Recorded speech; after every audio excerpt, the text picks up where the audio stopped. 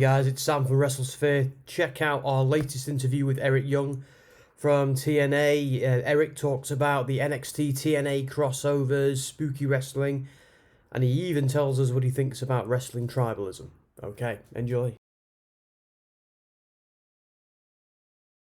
EY, thank you very much for chatting to Wrestlesphere. We chatted a couple of times on junkets and other things, but it's the first time I've actually had you like one on one, so this is pretty awesome. So I'll jump straight in. I want to talk about the last episode of TNA Impact that we saw, which was you having a loss to Josh Alexander, and we had a quick moment of tension and then sportsmanship from you. So I'd like to know what was going through your mind at that exact moment on the recent episode of TNA Impact.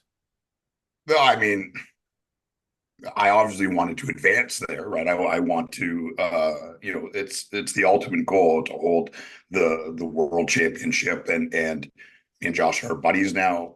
Been very good friends for a long time, and I respect him. There's no shame in losing to Josh Alexander, but tensions can run high sometimes. I guess it's the easiest way to describe that. Well, I ask because you have a history, of course, We do. of a bit of a dark side, and that can, like, again, you've been a warrior of light in recent times. But was there any temptation, any risk of that dark side coming out the other day, or was it just Oh, there's always a temptation that's part of who I am, and I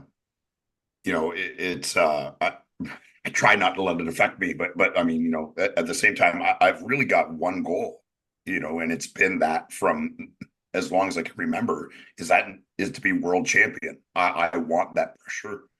I want that responsibility. I want that prestige. And like a lot of people say, oh, well, you've won it twice before. Well, like unless you've held it, you can't understand what that feels like. And every time I win it, it makes me want it more. So yeah, I mean, just tensions running high, two competitive guys um, at the top of their game, and one guy came out victorious, the other guy didn't, and I wish him the best of luck. It's going to be a wild match, six guys all at once. It's going to be something to behold. Sold out at Slammiversary in Montreal, Ontario, Canada. Josh is Canadian. He'll be representing us well, and excited to be watching that one closely.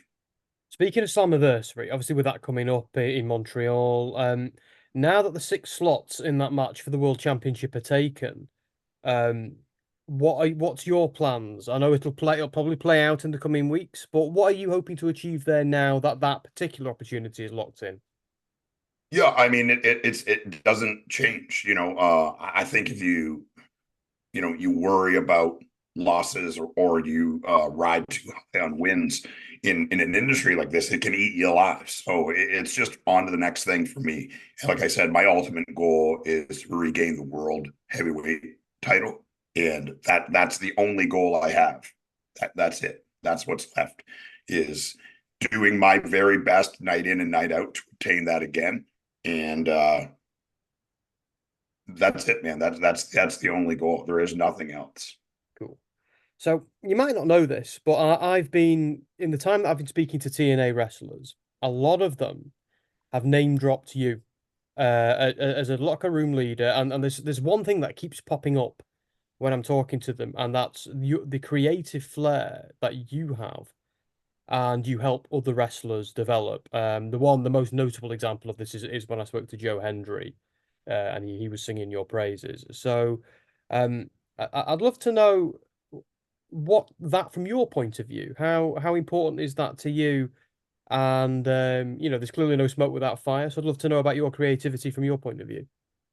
Yeah, I mean, I wouldn't say that I hope I'm not overbearing with it. I usually only give advice to people that want it.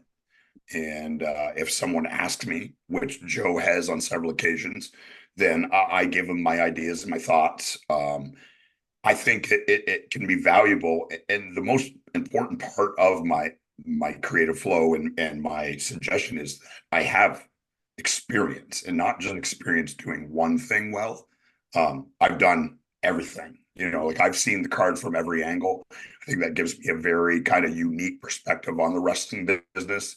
I've been the opening match. I've been the main event. I've been the popcorn match. I've, I won the tag belts, I think, with 6 or 7 different people. I've, worn a mask. I've made people laugh. I've made people mad. I've made people cry, and everything in between. I was wrestling women before it was cool, and so it for me, it's the experience is what helps for me, and it's nothing. Experience can't be taught; it can only be earned.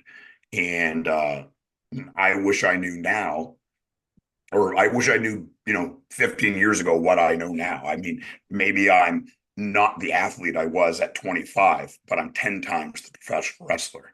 And obviously, Joe's success is self-made in every way, where, not trying to be corny, but he believes in himself, and he's believed in this vision long before it was reality. And that's a huge part of what we do. But nobody does it on their own. I mean, I didn't do it on my own. I've had, advice from Kevin Nash and Scott Hall and Triple H and Shawn Michaels and like the best of the best to ever do it. And I'm not putting myself in that category in any way, but at TNA Wrestling, I've seen it all and done it all. And if people want my help, then I'll give it to them. You know what I mean? Because that's the circle of life. That's how this business thrives and continues to be better, is by learning from people that have done it, learning from people that truly understand it, and making the business as a whole better. That's another goal of mine too. It's that's always going to be part of what drives me to keep showing up. So one thing I've got to, speaking about the creative side of things and your own creative flair. So at Wrestlesphere, we're kind of known for our unapologetic, fandom of all things spooky and creepy in wrestling. So it's sometimes seems that you have a taste for the macabre. So what's your opinion of the spooky elements in wrestling? Because you kind of do it in Yeah. quite a grounded way. And how do you think it works, and does it have a home there?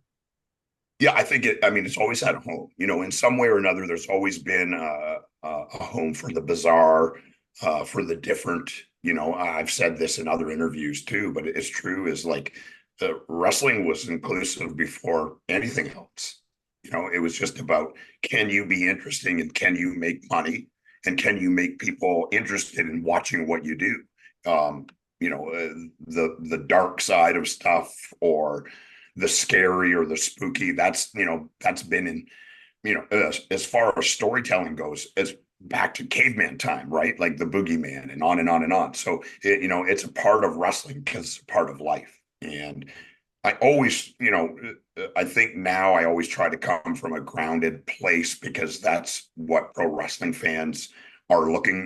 They're not looking for super over the top, or super not believable. There always has to be something grounded in truth. And I think all best stories and all best storytellers are people that ground themselves in truth.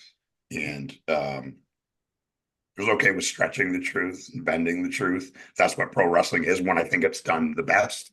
But yeah, I mean, as far as, I think like my most recent thing, before what I'm doing now, is Violent by Design. And I would say it's maybe the thing I'm proud of most in my entire career. And that might be recency bias, but I really loved it. Part of that is having ownership over it and being very involved in the music, the entrance, how we looked, how we were perceived, not doing promos on the set, making it feel like something else, like still pro wrestling, but separate from the everyday. Because it's both two prominent stables that have an element of spookiness to them, which is Violent by Design and SAnitY in NXT is Yeah. another one as well. Like they both had almost like a cult-like feel, where the members of those stables have also gone on and taken that forward into other stables as well, which is quite, as a long-term fan for me, it's fascinating to see. So does that give you any pride that your acolytes have continued with the macabre and the creepy? Oh, for sure. Yeah. And I think, like, having the luck of working with super talented people like Damo and Axel Tischer, Nikki Cross, Cody Deaner has been one of my best friends for 25 years. I think the sad truth is the world just kind of learned about how good he really was. Mm. Big Joe Doring, who became one of my best friends, like we've known each other for a long time, but became very close in that. And you can't work closely with someone like that and not have some kind of relationship with them. But yeah, those are like, right there, that's a group of my favorite people in wrestling. And the only thing that probably exceeds their talent is that they're all good people. And I'm a little bit long in the tooth now, so I don't try not doing anything that I don't like. That's not 100% possible all the time, but if I don't have to do it, then I won't do it unless it makes me happy. So that's proof of why I'm where I'm at right now. Speaking of Nikki Cross and some of the incredibly creepy things she's doing on the over in Stamford, let's talk about the thing which is the talk of the town at the moment, which is what fans are affectionately calling NXTNA. I saw a mock-up T-shirt of it the other day, and I already want it, even though it's unofficial.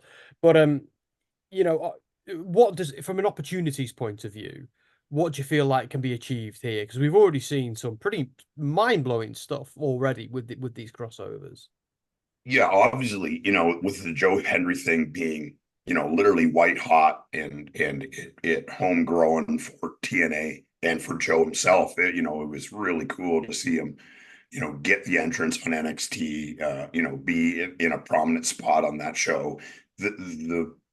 The kind of like forbidden door, or for me it's just a business deal. It's good for both sides, and mostly it's good for pro wrestling. I think both sides realize that. WWE being the big boy on the block, they hold all the cards.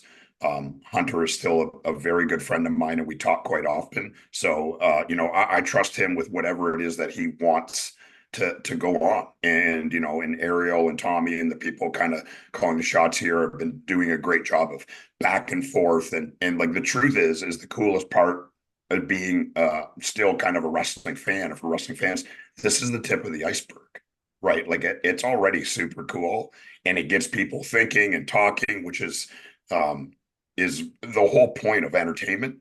And the more people think and talk, the more that the two companies think and talk, the better this will get. And it's a great relationship, for both sides, I believe. I think they both look at it that way. And it's just kind of finding that push and pull and the negotiation back and forth. And it's always been done out of a place of respect.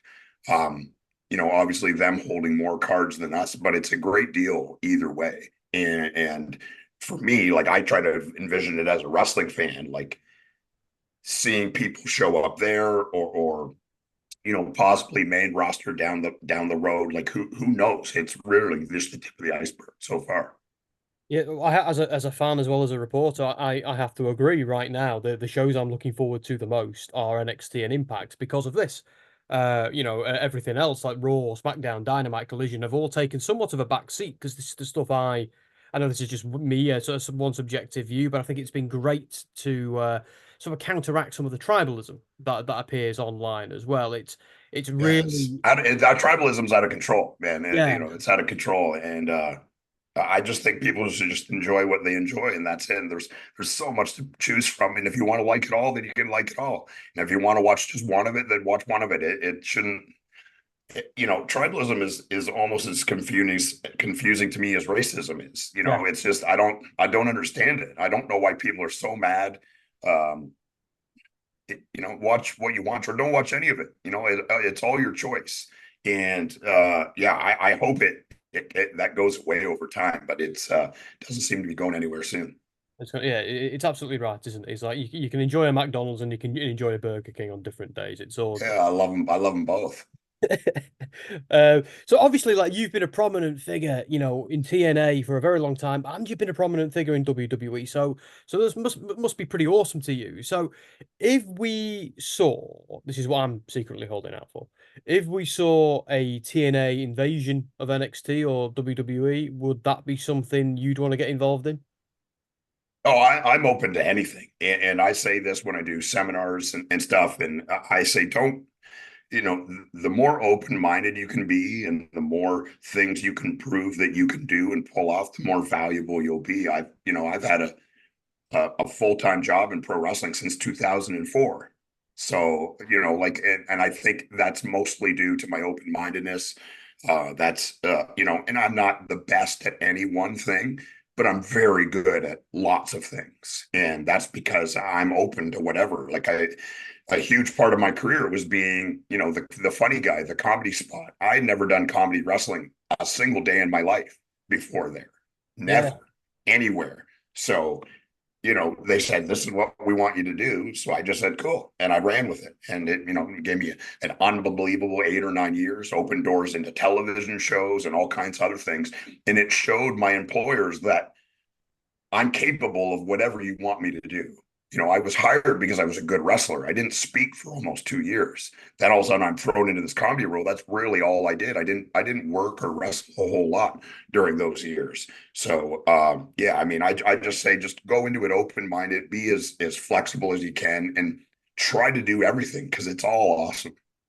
I just think it would be very, very cool as a guy who's had a foot in both camps if we saw some kind of amalgamation of the Eric Young of SAnitY, the Eric Young of Violent by Design, and almost this version of you now. It'd be fascinating. A little bit like what's happened with Ash by Elegance, where she appeared on TV for a moment and they nearly said Dana Brooke, but then they corrected themselves to this version of her, this evolved form, if you like.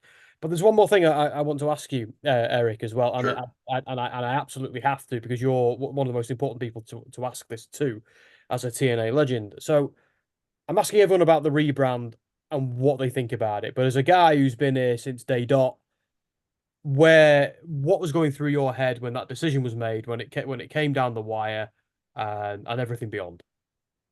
Yeah, I mean, there's a lot. Well, a lot goes into that. You know, I knew months before they had kind of told me this is their idea and this is what they were going to do. And I mean, I was honest with them, and I'll be honest with you, as I was worried.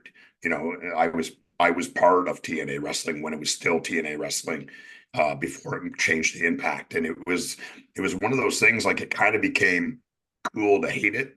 And I liken it to the Nickelback phenomenon. And I know they got a documentary, I think, on Netflix now. Like those guys never did anything wrong in their life. You know, they just made simple, good rock and roll music. And if you want to listen to it, cool. But it became cool to not like them. And that's where TNA was.